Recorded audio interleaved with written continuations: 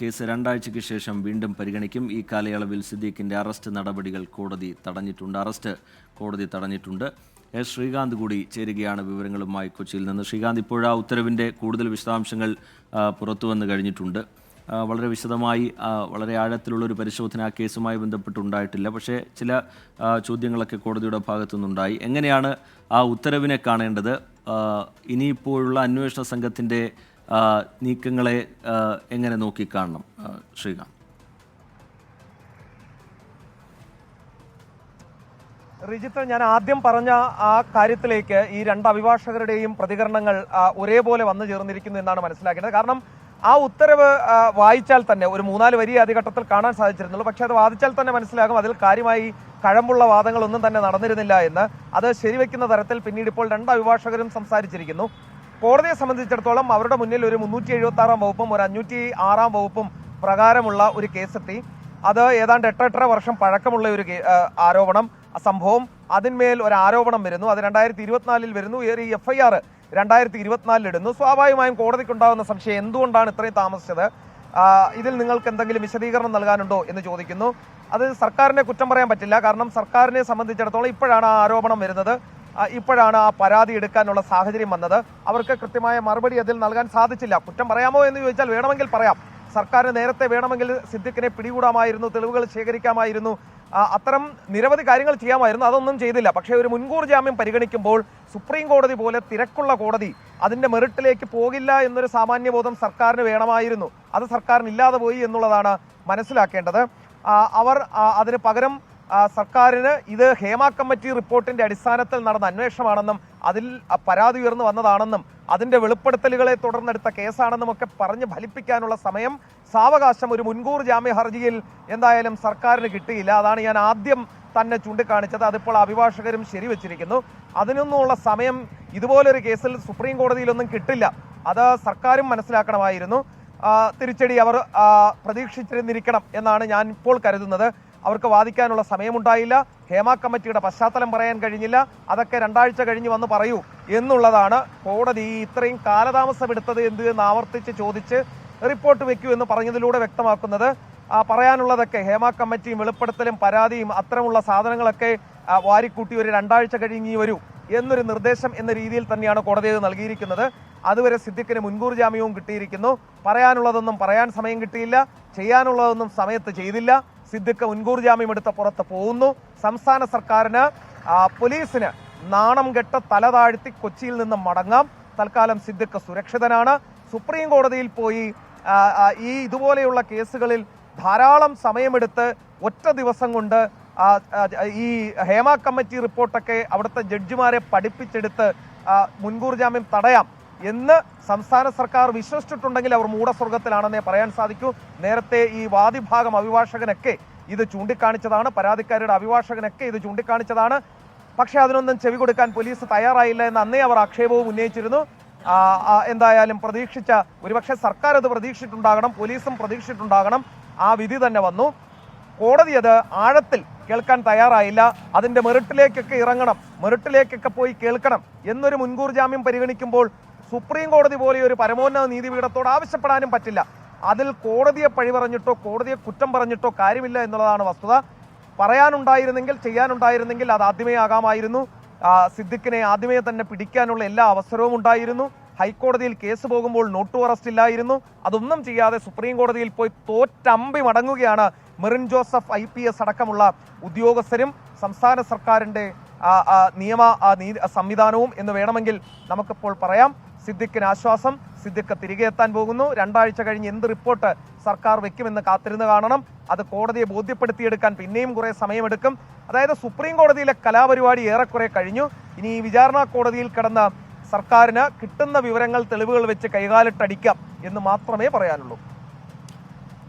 ബലാത്സംഗ കേസിൽ സിദ്ദീഖിന്റെ അറസ്റ്റ് തടഞ്ഞിരിക്കുന്നു. സുപ്രീംകോടതി അന്വേഷണത്തോട് സഹകരിക്കണം, വിചാരണ കോടതിയുടെ വ്യവസ്ഥകൾ പാലിക്കണം തുടങ്ങിയ നിർദ്ദേശങ്ങൾ ഈ ഘട്ടത്തിൽ സുപ്രീംകോടതി മുന്നോട്ട് വച്ചിട്ടുണ്ട്. പരാതി നൽകുന്നതിലെ കാലതാമസം ഉൾപ്പെടെയുള്ള കാര്യങ്ങളിൽ വിശദീകരണം ആവശ്യപ്പെട്ട് സംസ്ഥാന സർക്കാരിന് സുപ്രീംകോടതി നോട്ടീസ് നൽകുകയും ചെയ്തു. ബേല M. ത്രിവേദി, സതീഷ് ചന്ദ്ര ശർമ്മ എന്നിവർ അടങ്ങിയ ബെഞ്ചാണ് ഹർജികൾ പരിഗണിച്ചത്. ബൽറാം നെടുങ്ങാടി വിശദാംശങ്ങളുമായുണ്ട്. ബൽറാം, ഇതിലിപ്പോൾ വലിയ പ്രതീക്ഷകളോടെ സംസ്ഥാന സർക്കാർ എത്തുന്നത് നമ്മൾ കണ്ടതാണ്. പഴുതടച്ചുള്ള തരത്തിലേക്കൊരു വാദമുഖങ്ങൾ ഉന്നയിക്കാൻ അവർ എല്ലാ തയ്യാറെടുപ്പുകളും നടത്തിയിരുന്നു. പക്ഷേ അതിന്റെ മെറിറ്റിലേക്ക് പോലും പോകാതെ ഈ തരത്തിലേക്ക് സുപ്രീം കോടതി ഒരു ഉത്തരവ് പുറപ്പെടുവിക്കുമ്പോൾ എന്താണ് കോടതി വ്യക്തമാക്കുന്നത്?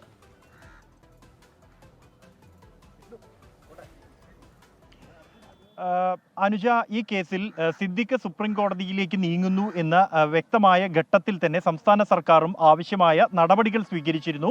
സുപ്രീം കോടതിയിലെ മുതിർന്ന അഭിഭാഷകരുമായി ഈ കേസിൽ ഹാജരാകുന്നതിനും തടസ്സ ഹർജി നൽകുന്നതിനുമായുള്ള ചർച്ചകൾ നടത്തിയിരുന്നു. രാജ്യത്തെ തന്നെ പ്രമുഖ അഭിഭാഷകനായ രഞ്ജിത്ത് കുമാറിനെ ഈ കേസിൽ ഹാജരാക്കാൻ ശ്രമിച്ചിരുന്നു. എന്നാൽ അദ്ദേഹത്തിന് ഇന്ന് നേരിട്ട് ഹാജരാകാൻ കഴിയാത്ത സാഹചര്യമുണ്ട്. തുടർന്നാണ് രാജ്യത്തെ അഡീഷണൽ സോളിസിറ്റർ ജനറലും സീനിയർ അഭിഭാഷകയുമായ ഐശ്വര്യ ഭാട്ടിയെ ഈ കേസ് ഏൽപ്പിക്കുന്നത്. കഴിഞ്ഞ ദിവസം വൈകിട്ടും ഇന്ന് രാവിലെയുമായി ഐശ്വര്യ ഭാട്ടിയുമായി ഈ SIT അംഗമായ മെറിൻ ജോസഫ് അടക്കമുള്ള സംഘം ചർച്ച നടത്തിയിരുന്നു, വിശദാംശങ്ങൾ സംസാരിച്ചിരുന്നു. എന്നാൽ സുപ്രീം കോടതിയിൽ നിന്നും ഈ കേസ് പരിഗണിക്കുന്ന ബെഞ്ചിൽ വലിയ വിശ്വാസം അർപ്പിച്ചിരുന്നു ഒരു പരിധിവരെ സംസ്ഥാനത്തിന് വേണ്ടി ഹാജരായ അഭിഭാഷകർ എന്നാണ് മനസ്സിലാക്കാൻ കഴിയുന്നത്. ബേല M ത്രിവേദി, സതീഷ് ചന്ദ്ര ശർമ്മ എന്നിവർ നേരത്തെ എടുത്തിരുന്ന ഒരു സമീപനം, ഇത്തരം കേസുകളിൽ എടുത്തിരുന്ന സമീപനം ഉൾപ്പെടെ പരിഗണിച്ചുകൊണ്ട് തന്നെ കോടതിയിൽ നിന്നും ഒരു തിരിച്ചടി സിദ്ദിഖിനുണ്ടായേക്കും എന്ന് പ്രതീക്ഷിച്ചിരുന്നു. സിദ്ദിഖിന്റെ അഭിഭാഷകർ പോലും അത് പ്രതീക്ഷിച്ചിരുന്നതാണ്. അതുകൊണ്ട് തന്നെയാണ് പ്ലാൻ ബി എന്ത് എന്ന് സംബന്ധിച്ചുള്ള ചർച്ചകളും നിയമോപദേശങ്ങളും ഉൾപ്പെടെ തേടിയിരുന്നു. സുപ്രീം കോടതി ഈ കേസ് പരിഗണിച്ചത് ഉച്ചയ്ക്ക് 1:28 സാധാരണ നിലയിൽ 1 മണി മുതൽ 2 മണി വരെ ലഞ്ച് ബ്രേക്ക് എടുക്കുകയാണ് സാധാരണ നിലയിൽ പതിവ് എങ്കിൽ പോലും ഈ കേസുകളുടെ മുന്നോട്ട് പോകുന്ന രീതി ഉൾപ്പെടെ പരിഗണിച്ചുകൊണ്ട് മുഴുവൻ കേസുകളും ഇന്ന് 65 കേസുകളായിരുന്നു ബെഞ്ചിന് മുന്നിൽ ലിസ്റ്റ് ചെയ്തത്. അത് മുഴുവൻ തന്നെ ഉച്ചയൂണിന് മുമ്പായി തന്നെ തീർക്കാൻ തീരുമാനിക്കുകയായിരുന്നു. നിമിഷങ്ങൾ മാത്രമാണ് സിദ്ദിഖ് കേസിലും വാദങ്ങൾ നടന്നത്. സിദ്ദിഖിന് വേണ്ടി ഹാജരായത് രാജ്യത്തെ തന്നെ മുതിർന്ന അഭിഭാഷകരിൽ ഒരാളായ മുകുൾ റോത്തഗിയാണ്. അദ്ദേഹം ആദ്യം ഉന്നയിച്ച വാദം എന്ന് തന്നെ ഈ കേസ് അല്ലെങ്കിൽ ഇതിൽ ആരോപിക്കപ്പെടുന്ന സംഭവം എന്നുള്ളത് 8 വർഷങ്ങൾക്ക് മുൻപ് നടന്നതാണ്. എന്നാൽ കേസ് രജിസ്റ്റർ ചെയ്യുന്നതും പരാതി ഉയരുന്നതും 2024 ഫേസ്ബുക്കിലൂടെ നടന്ന ആശയവിനിമയങ്ങൾ ഉൾപ്പെടെയാണ് ചൂണ്ടിക്കാണിച്ചിരിക്കുന്നത് എന്നതടക്കമുള്ള കാര്യങ്ങളായിരുന്നു കോടതിക്ക് മുന്നിൽ ബോധിപ്പിച്ചത്. തുടർന്ന് എന്തുകൊണ്ട് ഈ കാലതാമസം എന്ന സംശയം കോടതി ഉന്നയിച്ചു. സംസ്ഥാന സർക്കാരിന് വേണ്ടി ഹാജരായ മുതിർന്ന അഭിഭാഷക additional solicitor general Aishwarya Bhatia എന്നാൽ ഹേമ കമ്മിറ്റി റിപ്പോർട്ടും അതിൻ്റെ പശ്ചാത്തലവും വിശദീകരിക്കാനായിരുന്നു ശ്രമിച്ചത്. ചുരുങ്ങിയ വാക്കുകളിൽ ഈ റിപ്പോർട്ട് കേരളത്തിൻ്റെ അല്ലെങ്കിൽ മലയാള സിനിമയുടേത് എന്ന് മാത്രമല്ല ദേശീയ തലത്തിൽ തന്നെ പ്രസക്തിയുള്ളതാണ് എന്നും ഈ റിപ്പോർട്ടിന് ശേഷം പിന്നീട് 29 പരാതികൾ രജിസ്റ്റർ ചെയ്തിട്ടുണ്ട് എന്നതടക്കമുള്ള കാര്യങ്ങൾ വിശദീകരിച്ചു. എന്നാൽ ഈ 29 പരാതികളും സിദ്ദിഖിൻ്റെ കേസുമായി ബന്ധമില്ല. അതിൽ ഒരു കേസ് മാത്രമാണ് ഇത് എന്നായിരുന്നു സിദ്ദിഖിന് വേണ്ടി ഹാജരായ അഭിഭാഷകൻ മുകുൾ റോത്തഗി കോടതിക്ക് മുന്നിൽ ചൂണ്ടിക്കാണിച്ചത്. ഒപ്പം തന്നെ ഈ കേസിൽ സിദ്ദിഖ് ഒരു സിനിമാ താരമാണ് എന്നും അതടക്കമുള്ള കാര്യങ്ങൾ കോടതിയുടെ ശ്രദ്ധയിൽപ്പെടുത്തി. തുടർന്ന് വളരെ പെട്ടെന്ന് തന്നെ കോടതി തീരുമാനത്തിലേക്ക് എത്തുകയായിരുന്നു. സിദ്ദിഖിന് ആശ്വാസകരമാകുന്ന ഒരു തീരുമാനം, അദ്ദേഹത്തിന് മുൻകൂർ ജാമ്യം അനുവദിച്ചിരിക്കുന്നു. 2 ആഴ്ചയ്ക്ക് ശേഷം വീണ്ടും കോടതി കേസ് പരിഗണിക്കും. അതുവരെ അറസ്റ്റ് തടഞ്ഞുകൊണ്ടുള്ള ഒരു തീരുമാനമുണ്ടായിരിക്കുന്നു. കൂടാതെ സംസ്ഥാന സർക്കാരിന് നോട്ടീസ് അയച്ചിരിക്കുന്നു. എന്തുകൊണ്ടാണ് ഈ കേസ് കാലതാമസം നേരിട്ടത്, പരാതിയിൽ ലഭിക്കുന്നതിനും ഒപ്പം നടപടികൾക്കും കാലതാമസം നേരിട്ടത് എന്നതടക്കമുള്ള കാര്യങ്ങൾ സംബന്ധിച്ചാണ് നോട്ടീസ് അയച്ചിരിക്കുന്നത്. 2 ആഴ്ചയ്ക്ക് ശേഷം ഈ കേസ് പരിഗണിക്കുന്ന ഘട്ടത്തിൽ സംസ്ഥാനം ഇക്കാര്യങ്ങൾക്ക് വിശദമായി തന്നെ മറുപടി നൽകണം. താൽക്കാലികമായി സിദ്ദിഖിന് എന്തായാലും കോടതിയിൽ നിന്നും ആശ്വാസം ലഭിച്ചിരിക്കുകയാണ്. ഉടൻ ഒരു അറസ്റ്റ് ഉണ്ടാകില്ല, 2 ആഴ്ച അറസ്റ്റ് ഉണ്ടാകില്ല എന്ന് വ്യക്തമായിരിക്കുന്നു. സുപ്രീം കോടതി അത്തരത്തിൽ ഉത്തരവ് ഇറക്കിയിരിക്കുന്നു. സിദ്ദിഖിനെ സംബന്ധിച്ചിടത്തോളം ആശ്വാസമാണ്. അതേസമയം സംസ്ഥാനത്തെ സംബന്ധിച്ചിടത്തോളം ഇതിൻ്റെ പശ്ചാത്തലം എന്ത്, ഹേമ കമ്മിറ്റി റിപ്പോർട്ടിൻ്റെ ഗൗരവം എന്ത് തുടങ്ങിയ കാര്യങ്ങൾ ഉൾപ്പെടെയുള്ളവ കോടതിക്ക് മുന്നിൽ ബോധിപ്പിക്കാൻ കഴിഞ്ഞില്ല എന്നുള്ളതാണ് യാഥാർത്ഥ്യം. ഒപ്പം തന്നെ ഹൈക്കോടതിയിൽ നിന്നും അതീവ ഗൗരവതരമായ രൂക്ഷമായ പരാമർശങ്ങൾ ഉണ്ടായി ഒരു കേസിൽ. അതേ കേസിൽ തന്നെ നിമിഷങ്ങൾക്കകം സിദ്ദിഖിന് സുപ്രീം കോടതിയിൽ നിന്നും മുൻകൂർ ജാമ്യം ലഭിച്ചിരിക്കുന്നു എന്നുള്ളതാണ് ഇന്ന് സംഭവിച്ചത്. സിദ്ദിഖിനെ സംബന്ധിച്ചിടത്തോളം വലിയ ആശ്വാസം തന്നെയാണ് സുപ്രീം കോടതിയിൽ നിന്നും ഇന്ന് ഉണ്ടായിരിക്കുന്നത്. അനുജ, അതാണ് ഞാൻ ബൽറാമിലേക്ക് എത്താം. ശ്രീകാന്ത് തുടരുന്നുണ്ട്. ശ്രീകാന്ത്, ഇപ്പോൾ നമുക്കറിയാം നേരത്തെ ഹൈക്കോടതി ഇതിൽ മുൻകൂർ ജാമ്യം തള്ളിക്കൊണ്ട് ആ ഹർജി തള്ളിക്കൊണ്ട് പറഞ്ഞത് വളരെ പ്രധാനപ്പെട്ട കാര്യങ്ങളാണ് പറഞ്ഞിട്ടുള്ളത് നമുക്കറിയാം. അതിൽ തന്നെ ഈ കാലതാമസം എന്നുള്ളതൊരു വിഷയമല്ല, എപ്പോൾ പരാതി ഉന്നയിക്കുന്നു എന്നുള്ളതൊരു വിഷയമല്ല. അത് സുപ്രീം കോടതിയുടെ തന്നെ മുൻ ഉത്തരവുകൾ ചൂണ്ടിക്കാട്ടിയായിരുന്നു അന്ന് ഹൈക്കോടതിയുടെ ഉത്തരവ് വന്നത്. പക്ഷേ ഇപ്പോൾ ഇവിടെ സുപ്രീം കോടതി തന്നെ ഈ കാലതാമസത്തെക്കുറിച്ച് പരാമർശിക്കുന്നത് എന്തുകൊണ്ടായിരിക്കാം?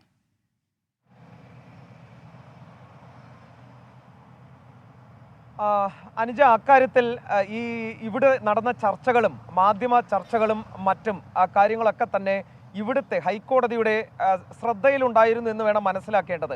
കാരണം ഹേമ കമ്മിറ്റി റിപ്പോർട്ടുമായി ബന്ധപ്പെട്ട ഒരു പ്രത്യേക ബെഞ്ച് തന്നെ ഉണ്ടാക്കിയ കോടതിയാണ് കേരള ഹൈക്കോടതി. അതൊക്കെ തന്നെ കൃത്യമായ ധാരണയുള്ള ജഡ്ജ് തന്നെയാണ് ഇവിടെ ഇരുന്ന് വാദം കേട്ടതും. അദ്ദേഹത്തിന് ഹേമ കമ്മിറ്റിയും അതിൻ്റെ പശ്ചാത്തലവും അതുമായി ബന്ധപ്പെട്ട വിവരങ്ങളും വിശദാംശങ്ങളും ഒക്കെ അറിയാമായിരുന്നു. അതുകൊണ്ട് തന്നെയാണ് അദ്ദേഹം ഈ ഇര വന്ന പരാതി നൽകിയപ്പോൾ അതിന്മേലെടുത്ത കേസിൽ അദ്ദേഹം മുൻകൂർ ജാമ്യം നൽകാതെ അത് തള്ളുന്ന സാഹചര്യം ഉണ്ടായത്. ഈ 376 വകുപ്പും 506 വകുപ്പും 8.5 വർഷം വൈകി സിദ്ദിഖിനെതിരെ ചുമത്താനുണ്ടായ കാരണം, അങ്ങനെ ഒരു കേസെടുക്കാനുണ്ടായ കാരണം കൃത്യമായ ബോധ്യം ഇവിടുത്തെ ജഡ്ജിനുണ്ടായിരുന്നു. മാത്രമല്ല അത് ധാരാളമായി തന്നെ വാദിക്കാനുള്ള സാവകാശവും കിട്ടിയിരുന്നു എന്നുള്ളതാണ് വസ്തുത. ഇവിടുത്തെ കോടതിയിൽ അതിൻ്റെ തെളിവുകൾ രേഖകൾ എല്ലാം തന്നെ സമർപ്പിക്കുന്നതിന് സാവകാശം കിട്ടി എന്നുള്ളത് ഏറ്റവും പ്രധാനപ്പെട്ട കാര്യമാണ്. അത് സിദ്ദിഖിൻ്റെ അഭിഭാഷകനും സർക്കാർ അഭിഭാഷകനും ഒക്കെ തന്നെ ന്യായവാദങ്ങൾ നിരത്താനുള്ള സാവകാശം കിട്ടി. അത് കോടതി മുഖവിലക്കെടുത്തു എന്ന് വേണം മനസ്സിലാക്കേണ്ടത്. അതേ തുടർന്നാണ് കോടതി സർക്കാരിനെ വിമർശിച്ചുകൊണ്ട് അങ്ങനെ ഒരു ഉത്തരവ് അന്ന് പുറത്തിറക്കിയത്. അതിൽ പറഞ്ഞത് സർക്കാരിനും വീഴ്ച പറ്റിയെന്നാണ് പറഞ്ഞത്. സർക്കാരിൻ്റെ നിശബ്ദത നിഗൂഢമാണ് എന്നുകൂടി അന്ന് ജസ്റ്റിസ് CS ഡയസ് ആ ഹർജിയിൽ പറയുകയും ചെയ്തിരുന്നു. തുടർന്നാണ് ഈ 8.5 വർഷമൊന്നും വലിയ കാലയളവല്ല, അത് അങ്ങനെ താമസിച്ചു എന്നതൊരു കുറ്റമായി വീഴ്ചയായി കാണേണ്ടതില്ല, സുപ്രീം കോടതിയുടെ തന്നെ മാനദണ്ഡങ്ങളുണ്ട് എന്ന് ആ ഉത്തരവിൽ പറഞ്ഞു വെച്ചത്. പക്ഷേ ഇന്നത്തെ കാര്യം അതിൽ നിന്നുമൊക്കെ തികച്ചും വ്യത്യസ്തമാണ്. സുപ്രീം കോടതിയിലേക്ക് ഈ കേസ് എത്തുന്നത് തന്നെ ഒരു സാധാരണ കേസ് എന്ന രീതിയിലാണ്.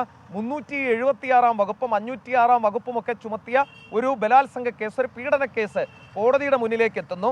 അതിൽ മുൻകൂർ ജാമ്യം ആവശ്യപ്പെട്ട് ആണ് എത്തുന്നത്. അറസ്റ്റ് തടയണമെന്ന ആവശ്യമാണ് മുന്നോട്ട് വയ്ക്കുന്നത്.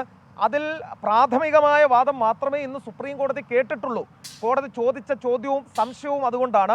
8.5 വർഷം എന്തുകൊണ്ട് താമസിച്ചു എന്നുള്ളതാണ് കോടതി ചോദിക്കുന്നത്. ആവർത്തിച്ച് കോടതി ആ സംശയം ചോദിക്കുന്നത് ഒറ്റ അർത്ഥമേ ഉള്ളൂ. അത് കണക്കാക്കേണ്ടതും മനസ്സിലാക്കേണ്ടതും കോടതി അതിൻ്റെ മെറിറ്റിലേക്ക് പോയിട്ടില്ല. കോടതി ഹേമ കമ്മിറ്റി റിപ്പോർട്ട് എന്താണ് എന്ന് കോടതി വായിച്ച് പഠിക്കാനോ അതിൽ വാദം കേൾക്കാനോ കോടതിക്ക് സമയം കിട്ടുകയോ അതിനുള്ള സാവകാശം ഇന്നവിടെ ഉണ്ടാവുകയോ ചെയ്തിട്ടില്ല. അതിൽ പരാതികൾ വെളിപ്പെടുത്തലുകളൊക്കെ തുടങ്ങിയ കാര്യങ്ങളെക്കുറിച്ച് കോടതി മുമ്പാകെ അവതരിപ്പിക്കാനോ ബോധ്യപ്പെടുത്താനോ ഉള്ള സമയവും സർക്കാർ അഭിഭാഷകർക്ക് കിട്ടിയതുമില്ല. അതൊന്നും തന്നെ കോടതിയുടെ ശ്രദ്ധയിലേക്ക് വന്ന വിഷയങ്ങളുമായിരുന്നില്ല എന്നാണ് മനസ്സിലാക്കേണ്ടത്. കൃത്യമായി സാങ്കേതികമായ അർത്ഥത്തിൽ 376, 506 വകുപ്പ് ചുമത്തിയ ഒരു കേസ് വരുന്നു. അത് ഇത്ര കാലയളവ് താമസിച്ചത് എന്തുകൊണ്ട് എന്ന് സംശയം ചോദിക്കുന്നു. ആ സംശയത്തിൻ്റെ ആനുകൂല്യം പ്രതിക്ക് നൽകുന്നു. അറസ്റ്റ് ചെയ്യരുതെന്ന നിർദ്ദേശം വയ്ക്കുന്നു. 2 ആഴ്ചയ്ക്ക് ശേഷം എന്തുകൊണ്ട് താമസിച്ചു കേസെടുക്കാൻ എന്നുള്ള വിവരമടങ്ങിയ വിശദാംശങ്ങൾ അടങ്ങിയ റിപ്പോർട്ട് ഫയൽ ചെയ്യാൻ പറയുന്നു. ഇത്രയേ അവിടെ സംഭവിച്ചിട്ടുള്ളൂ. അത് സിദ്ദിഖിന് ഫലത്തിൽ ആശ്വാസകരമായ വിധിയായി മാറി എന്ന് വേണം മനസ്സിലാക്കേണ്ടത്. ഇനി കോടതിയിൽ വിശദമായ വാദം നടക്കണോ വേണ്ടയോ എന്ന് ചോദിച്ചാൽ മുൻകൂർ ജാമ്യാപേക്ഷയിൽ കേസിൻ്റെ മെറിറ്റിലേക്ക് കടന്നുള്ള വാദം സാധാരണഗതിയിൽ നടക്കാറില്ല. മാത്രമല്ല സർക്കാരിന് കുറച്ചുകൂടി കാര്യങ്ങൾ പറയാനുള്ള സമയം വേണമെങ്കിൽ നൽകുകയുമാകാമായിരുന്നു. പക്ഷേ ഈ കാലയളവ് കോടതിയിൽ ചില സംശയങ്ങൾ ഒരു പക്ഷേ ഉണ്ടാക്കിയിരിക്കണം. അത് തീരുന്നത് വരെ തൽക്കാലം അറസ്റ്റ് ചെയ്യരുത് എന്ന് പറഞ്ഞതിനെ ഒരു നീതിപീഠത്തിൻ്റെ വീഴ്ചയായോ മറ്റോ നമുക്ക് കാണാൻ കഴിയില്ല. അതൊരു സ്വാഭാവികമായ നടപടിക്രമമാണ്. ഇനി വേണമെങ്കിൽ സർക്കാരിന് ഇതുമായി ബന്ധപ്പെട്ട് വിശദാംശങ്ങൾ, വിവരങ്ങൾ, റിപ്പോർട്ടുകളൊക്കെ തന്നെ കോടതി അറിയിക്കാം. അതിന്മേൽ വാദം നടക്കും. പക്ഷേ അതുകൊണ്ടൊക്കെ ഇനി വലിയ കാര്യമുണ്ടെന്ന് കരുതുന്നില്ല. കാരണം ഏറ്റവും പ്രധാനപ്പെട്ട ആദ്യഘട്ടത്തിൽ കിട്ടേണ്ട ആശ്വാസം അത് സിദ്ദിഖിന് കിട്ടിയിരിക്കുന്നു. മുൻകൂർ ജാമ്യം കിട്ടി.